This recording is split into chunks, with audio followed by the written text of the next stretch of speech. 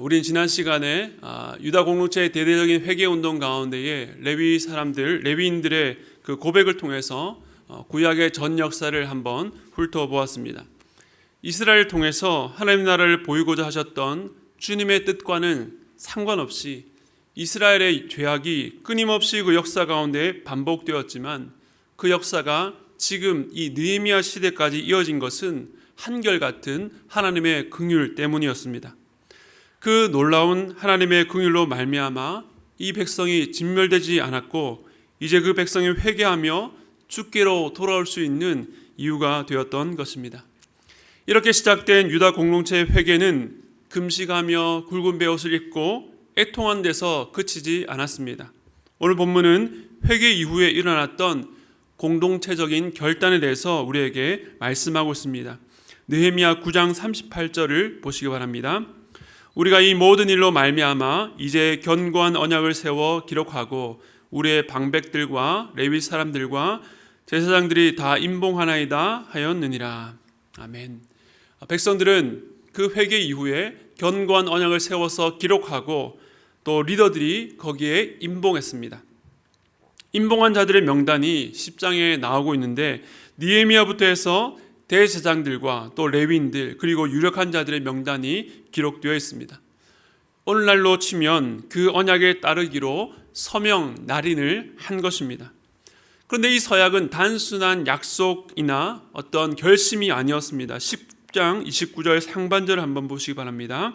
상반절 다 그들의 형제 귀족들을 따라 저주로 맹세하기를 이라고 나옵니다.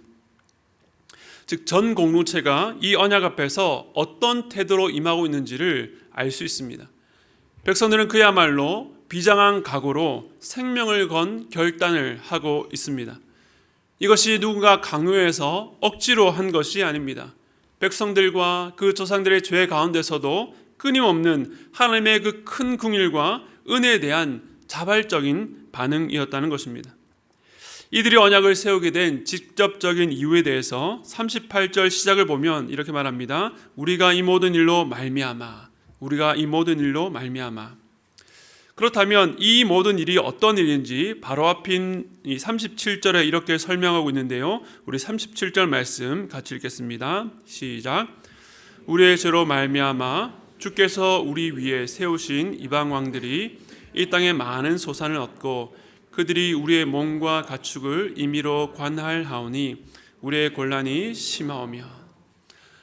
즉 이 모든 일이란 이 땅에서 자신의 재산과 몸까지도 이방 왕들에게 통제되고 있었던 그 어려운 현실들을 말합니다.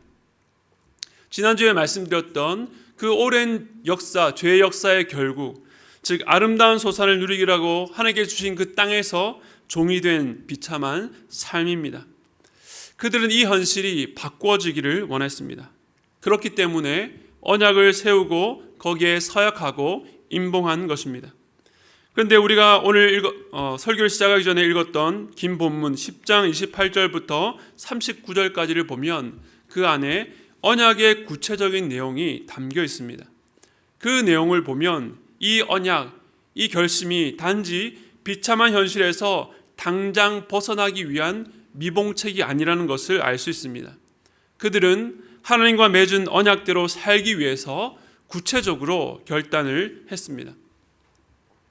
제가 작년 한 해 동안 교회 개척을 위해서 1년 동안 분당 우리 교회에서 사역을 하면서 이찬수 목사님으로부터 이 목회 수업을 받을 수 있었다는 것이 참 귀한 경험이고 또 감사한 일이었습니다. 목사님께서 저희들에게 여러 가르침을 주셨는데 어떤 말씀은 몇 번 반복할 정도로 매우 강조해서 그렇게 말씀하셨습니다. 그 강조했던 말씀 중에 하나가 우리와 같은 목회자들은 이 총론은 강하지만 강론에 들어가면 너무나도 약하다라는 말씀이었습니다. 즉 자기 십자가를 지어야 됩니다. 좁은 길로 가야 됩니다. 하늘에 썩는 미랄이 되어야 됩니다. 라고 설교단에서는 큰 소리로 외치지만 그 선포한 말씀대로 살기 위해서 삶에서 어떻게 구현해야 될지 그 강론으로 들어가면 고민이 부족하고 그렇기 때문에 참으로 말뿐인 신앙, 말만 하고 삶은 따라오지 않는 신앙, 빈약한 신앙이 되기 쉽다라고 그렇게 말씀하셨습니다. 참 뼈아프게 공감되는 말씀입니다. 그런 의미에서 오늘 유다 공동체가 자신들의 비참한 현실을 이 말씀으로 비춰보면서 하나님과 언약을 세우고 또 구체적으로 그 삶 가운데 무엇을 버리고 어떻게 행할지를 적용으로 나아간 모습은 참 인상적입니다. 이 모습은 마치 과거 이스라엘 백성들이 출애굽한 뒤에 시내산에서 모세를 통해서 율법을 받고 언약을 맺었던 그 장면을 연상케 합니다. 물론 그 이후 백성들은 오랜 역사 가운데 계속해서 실패의 역사를 답습해 왔지만 다시 그 언약 앞에서 하나님께서 부르신 그 사명의 자리로 돌아가 이제 다시 하나님의 백성답게 살겠다라고 서약하고 있는 것입니다. 우리 역시 마찬가지입니다. 매 예배 때마다 하나님의 말씀을 들었다면 이제 그 말씀을 들고 삶 속에서 어떻게 살아내야 될까? 어떻게 사는 것이 오늘 주신 말씀대로 반응하는 것일까? 그 고민과 결단과 헌신으로 이어져야 한다는 것입니다. 이제 오늘 이 백성들의 결단에 담긴 중요한 의미들을 크게 두 부분으로 나눠서 살펴보려고 합니다. 먼저 첫 번째는요, 28절에서 31절까지고 두 번째 부분은 32절부터 마지막까지입니다. 그런데 이러한 구분이 레위기와 유사하다는 것을 알게 되었습니다. 레위기 말씀의 핵심이 무엇입니까? 한 단어로 하면요, 거룩입니다. 하나님께서 그 백성들에게 내가 거룩하니 너희도 거룩할지어다 라고 말씀하셨습니다.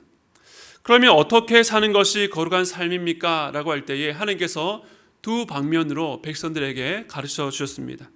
첫 번째, 레위기의 전반부는 이스라엘 백성들이 제사를 통해서 그들의 부정함이 어떻게 깨끗해지고 거룩해질 수 있는가에 대해서 가르치셨습니다. 그리고 후반부는 성전 바깥의 삶, 즉 식생활부터 해서 부부생활, 또 이웃과의 관계, 그 모든 삶 속에서 거룩하게 살아갈 수 있도록 구체적으로 교훈하고 있습니다. 그래서 레위기는 크게 거룩한 예배와 거룩한 삶에 대해서 가르친다라고 정리할 수 있습니다.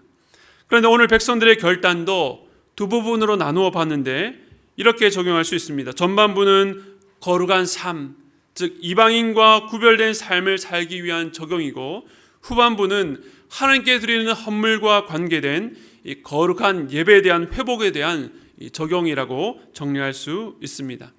이제 차례대로 살펴보겠습니다. 첫 번째 부분은 10장 28절부터 31절까지 거룩한 삶에 대한 결단, 적용이라고 말씀을 드렸습니다.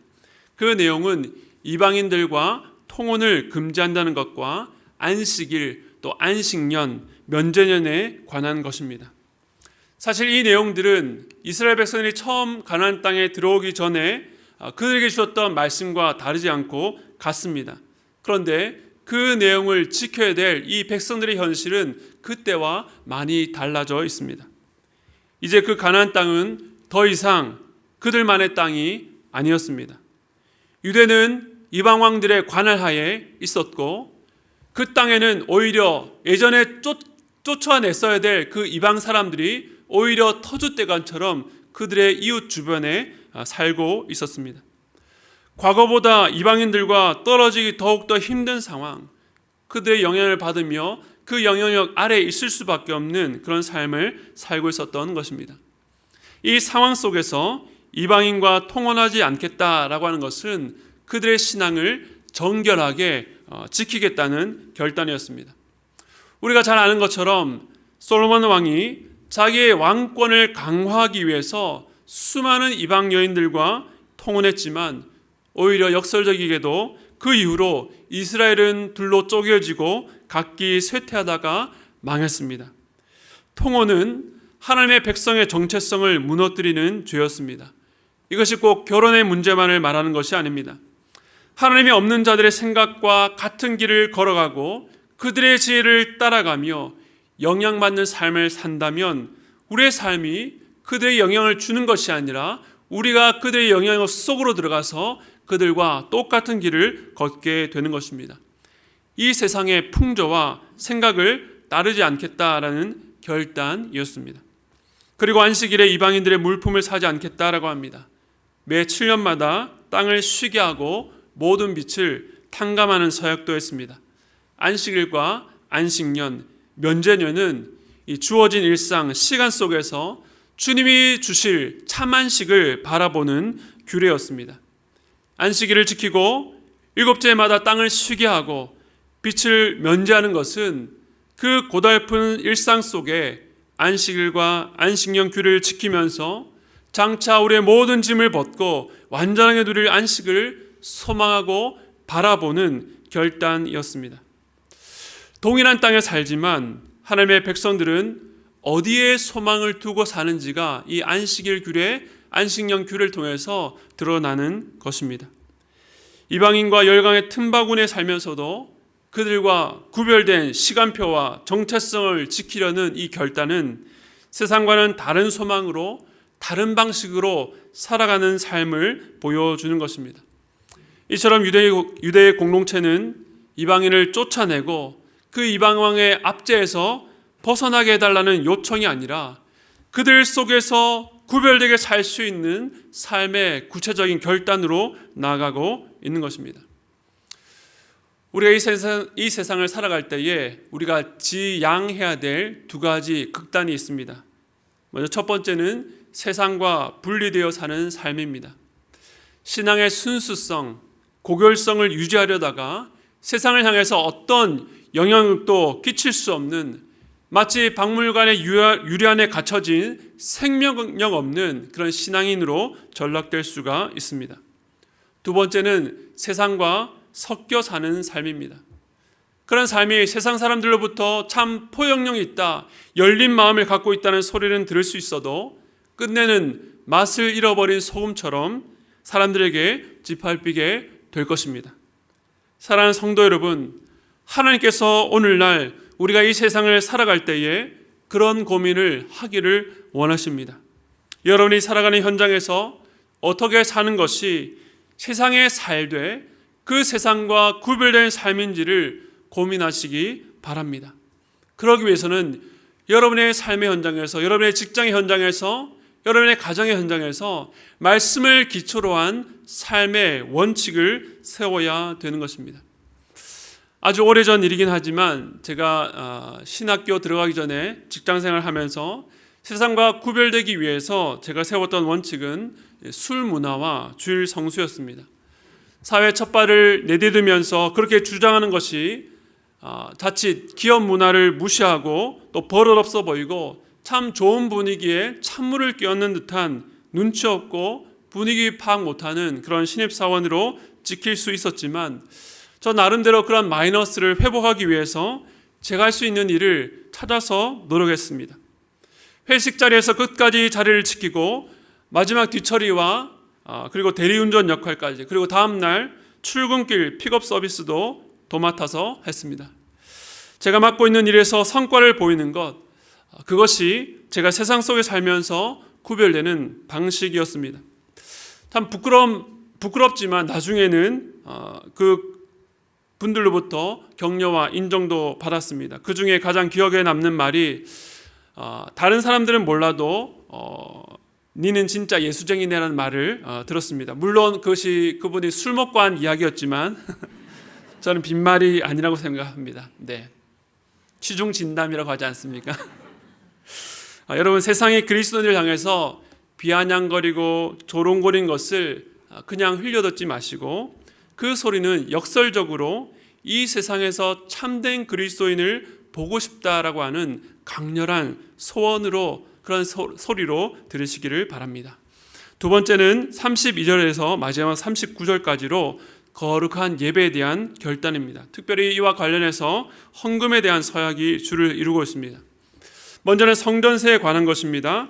레위기에 보면 20세 이상의 성인이라면 해마다 내야 되는 성전세가 있었습니다.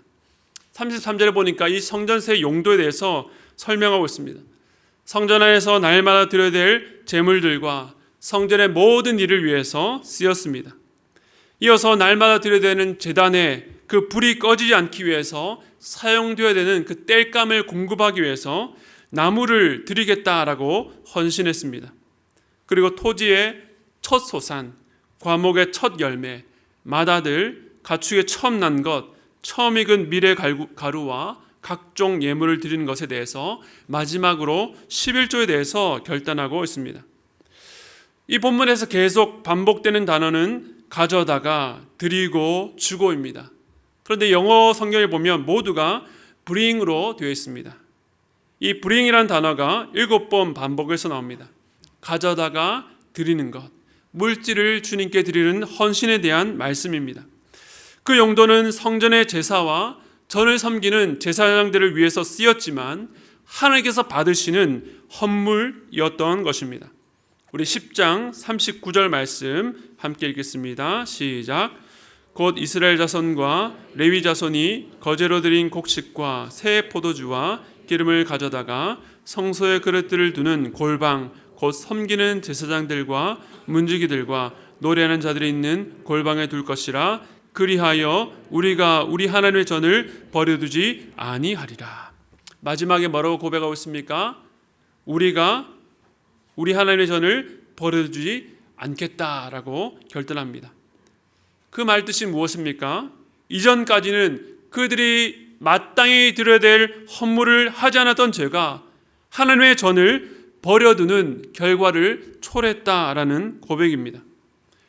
역사적으로 볼 때 성벽과 성전은 바벨론 침공으로 완전히 회파되고 무너진 것 같지만 영적으로 보면 이 성전은 이방인에 의해서 무너진 것이 아니었습니다.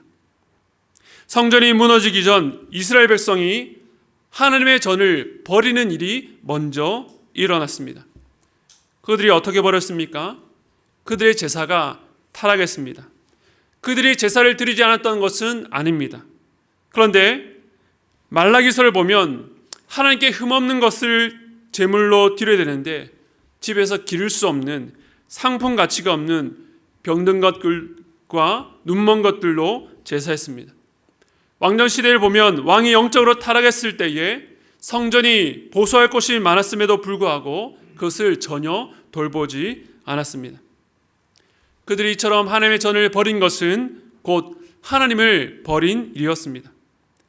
그들이 하나님을 버리자 하나님께서는 그 영광스러운 성전을 이방인의 손에 넘겨버리신 것입니다. 오늘 이 백성들은 그것을 깨닫고 그것을 회복하고자 드려야 될 헌물을 그에 관한 규례를 새롭게 결단하고 있는 것입니다. 가끔씩 헌금과 관련해서 논쟁적인 질문을 하는 분들을 만날 때가 있습니다. 신약시대에도 11조를 해야 합니까? 그것은 구약시대의 율법이 아닙니까? 우리가 복음시대에 살고 있는데 그런 율법을 지켜야 되는지를 묻습니다. 그런데 오늘 본문은 우리에게 헌금에 대한 중요한 세 가지 원칙에 대해서 가르쳐주고 있습니다. 32절에 보면 스스로라고 하는 단어를 한번 찾아보시기 바랍니다. 밑줄을 한번 그어보시기 바랍니다. 이것은 자발성의 원칙입니다. 헌금은 자원해서 드리는 것입니다. 저희는 주보나 홈페이지에 헌금 명단이 없습니다. 누가 얼마나 헌금했는지 들여다보는 분도 없습니다. 헌금은 사람을 의식하거나 불편한 마음으로 억지로 해서는 안 됩니다. 하나님 앞에서 신앙인으로 양심의 자유를 갖고 자원하는 마음으로 하는 것이 헌금의 첫 번째 원칙이라고 할 수 있습니다. 두 번째는 34절에 있습니다. 34절에 해마다 정한 시기에 라는 말에 밑줄을 그어보시기 바랍니다. 여기서 배울 수 있는 헌금의 원칙은 무엇입니까? 헌금은 정기적으로 하는 것입니다. 우리가 하루 세 끼 밥을 정기적으로 먹는 것처럼 하나님께서 끊임없이 부어주신 은혜에 감사해서 때를 정해서 주님께 헌금해야 하는 것입니다. 지난 기독교 역사 가운데에 믿음의 선배들이 보여준 모범을 따라서 저희들은 주일 헌금 11조와 같은 헌금이 여기에 속합니다. 주일마다 혹은 교회가 정한 절기에 따라서 정기적으로 하나님께 드려야 됩니다. 정기적인 운동이 우리의 몸을 건강하게 하는 것처럼 주님 앞에서 때를 정하여 드리는 헌금이 이 물질로부터 우리의 영혼을 지켜주는 것입니다. 세 번째는 35절에 만물, 첫 열매에 밑줄을 그어 보시기 바랍니다. 예전에도 한번 설명을 드렸는데 성별의 의미가 있습니다. 성별. 헌금에는요 성별의 원칙이 있습니다. 왜 첫 열매를 주님께 드립니까? 출애굽기 마지막 재앙에 잘 나와 있습니다. 출애굽기 10번째 재앙에서 애굽 땅에 가축이든 사람이든 모든 처음 난 것들이 다 죽을 때에 유월절 규례를 지켰던 이스라엘 백성들의 첫 소산들은 다 생명을 건졌습니다. 이처럼 처음 난 것을 구속하셨다는 의미는 그 모든 것이 바로 하나님의 것이라는 것을 표시하는 것이었습니다. 첫 열매를 구별해서 하나님께 드린다는 것은 이 나무에서 얻게 되는 모든 열매가 주님의 것이라는 믿음의 고백이었습니다. 마찬가지로 우리가 구별하여 하나님께 드리는 헌금은 그 물질만이 아니라 나의 모든 것이 주님의 것이라는 고백입니다. 그래서 우리가 주님 앞에 헌금을 드릴 때에 나의 모든 것이 주님의 것입니다라는 고백으로 드려져야 되는 것입니다. 제가 지난번 설교 때 첫 사선물을 주님께 온전히 드리며 받은 은혜를 나누었습니다. 그것은 내 능력으로 번 것을 주님께 드린다는 의미가 아니라 이 직장이, 이 사역지가 주님께서 내게 주신 곳이라는 믿음과 감사의 고백으로 드렸던 것입니다. 헌금의 3가지 원칙을 말씀드렸습니다. 헌금은요 어떻게 해요? 자원하여 정기적으로 성별해서 드리는 것입니다. 이 헌금을 통해서 사람들 사이에 자기의 의를 드러내는 것이 아니라 은밀한 가운데 보시는 하나님 앞에서 신앙을 고백하는 방편입니다. 이 헌금이 타락한 물질 세계 속에서 우리의 영혼을 보호해 주는 것입니다. 제 부끄러운 고백을 한 가지 말씀드리겠습니다. 저는 어렸을 때부터 신앙생활을 해왔기 때문에 11조를 드리면서 고민해 본 적이 없습니다. 2007년이 되기 전까지는요. 네. 그 해는 제게 아주 중요한 시기였습니다. 결혼과 퇴사와 또 신대원 입학이 연이어 있었기 때문입니다. 제가 직장을 이제 퇴직하기 전에 제 퇴직금이 얼마 정도 되는지 격리과에 아는 직원을 통해서 문의를 했었습니다. 그래서 결혼 준비를 위해서 그 중에 반을 떼서 미리 정산을 받았습니다.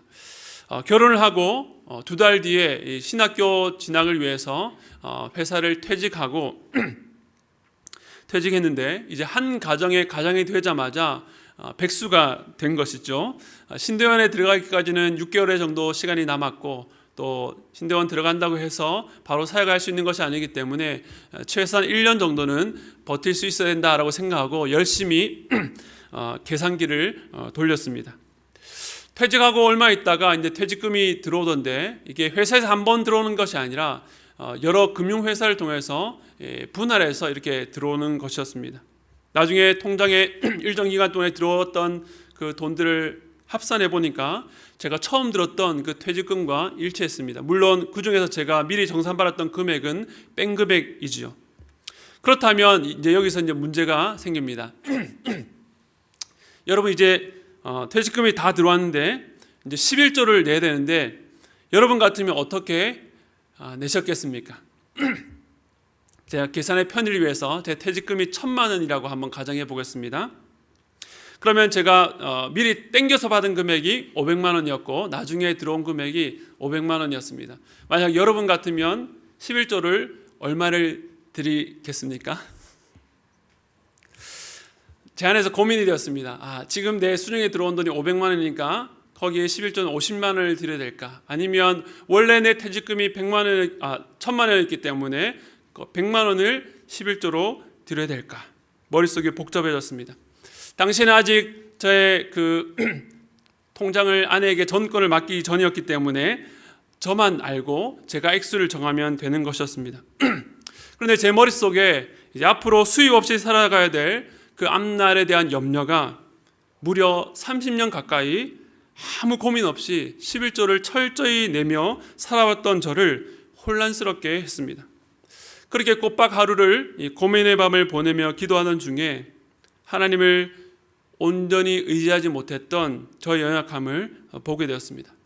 아무도 모를 수 있는 일, 그 금액만 11조에도 꽤 상당한 헌금일 수 있지만 그것과 관계없이 내 마음의 중심이 하나님 앞에 참 부끄러운 행동이었다는 것을 깨닫게 되었습니다. 하나님 앞에 회개하고 가정의 경제권을 주님께 맡기는 기도를 드렸습니다. 그리고 다음 날 아내에게 이실직고하고 사실 지난 밤에 지난 하루 동안의 제 안에 그런 갈등이 있었다라고 이야기를 했습니다. 제가 주님 앞에 회개했으니 우리 이제 하나님만 붙들고 살자고 제 약한 부분을 그렇게 털어놓고 이야기했습니다. 그런데 놀라운 일이 있었습니다. 제가 그렇게 결단한 그날 통장을 확인했는데 제 통장에 제가 드리기로 했던 온전한 11조, 그러니까 100만 원이었다고 한다면 그 금액만큼 퇴직금이 다른 금융회사에서 더 들어와 있는 것입니다. 그 금액을 보고 제가 어떻게 했을까요? 하나님 감사합니다. 좋아서 뛰었을까요? 저는 울었습니다. 기뻐서 운 것이 아니라 참 하나님 앞에 부끄러워서 울었습니다. 단지 하루였지만 이렇게 세심하게 말씀하시고 돌보시는 하나님을 의지하지 못하고 잠깐 내 스스로 내 생활을 어떻게 해보려고 그렇게 머리를 싸매고 생각했던 것들이 하나님 보시기에 참 어떠셨을까? 이제 하나님의 사역자로 살아가겠다고 작정한 내가 이렇게 돈 앞에서 두려워하고 떨고 있는 내 모습을 보고 하나님 앞에 어땠을까? 그 모습이 참 죄송해서 울었습니다. 그리고 이 경험은 제가 지난 사역자로 살아오면서 물질이 아니라 은혜로 사는 것이 무엇인지를 보여주는 저희 가정의 기념비가 되었습니다. 참 부끄러웠던 기억이지만 그때를 생각하며 물질적 어려운 때를 한번 하나씩 고비를 넘어갈 수 있었습니다. 사랑하는 성도 여러분, 어떤 분들에게는 오늘 설교가 좀 불편하고 거부감을 느끼실 수 있습니다. 만약 여러분이 아직 신앙을 알아가는 과정에 있다면 전혀 부담을 갖지 않으셔도 됩니다. 아직 믿음이 없다면 헌금하지 않으셔도 됩니다. 헌금은 모금이 아니라 신앙 있는 자가 하나님께 드리는 신앙 고백이기 때문입니다. 또 어떤 분들에게는 과거 헌금과 관련해 교회나 사람에게 받았던 고약한 경험으로 인해서 이런 설교가 힘드실 수도 있습니다. 하지만 오늘 말씀을 의지해서 권면드립니다. 헌금은 은밀한 중에 계신 하나님께 드리는 고백입니다. 헌신입니다. 물질의 많고 적음이 문제가 아니라 하나님께서 헌물을 드리는 우리의 중심을 보시기 때문에 우리가 드리는 헌금을 보시고 기뻐하실 수도 있고 괴로워하실 수 있다는 것을 기억하시기 바랍니다. 그러나 오늘 말씀을 통해서 여러분의 헌금 생활을 점검하시고 살펴보시기 바랍니다. 말씀을 마무리하겠습니다. 이스라엘 백성들은 하나님께 은혜를 받아 회개한 이후에 그렇다면 이제 우리가 어떻게 살아야 되는가라는 질문 앞에서 언약을 세우고 구체적으로 적용점을 정했습니다. 오늘 말씀은 동일하게 여러분을 이 언약 앞으로 인도하고 있습니다. 이 세상 가운데에 하나님의 백성으로 어떻게 살아야 하는가에 대한 고민이 여러분의 삶 속에 하나님의 원칙을 세우고 순종으로 이어지기를 바랍니다. 오늘 설교 제목이 순종으로 성벽을 세우다입니다. 여기서 성벽이란 지난 6장에서 완공했던 눈에 보이는 돌로 지었던 성벽이 아니라 거룩한 성, 거룩한 벽이라는 의미로 성벽입니다.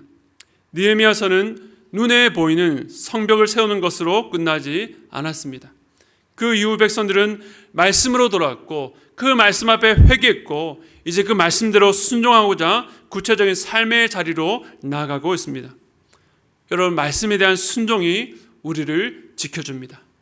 말씀대로 순종할 때에 이 세상에서 우리를 구별하고 성별시켜줄 거룩한 벽이 세워지게 되는 것입니다.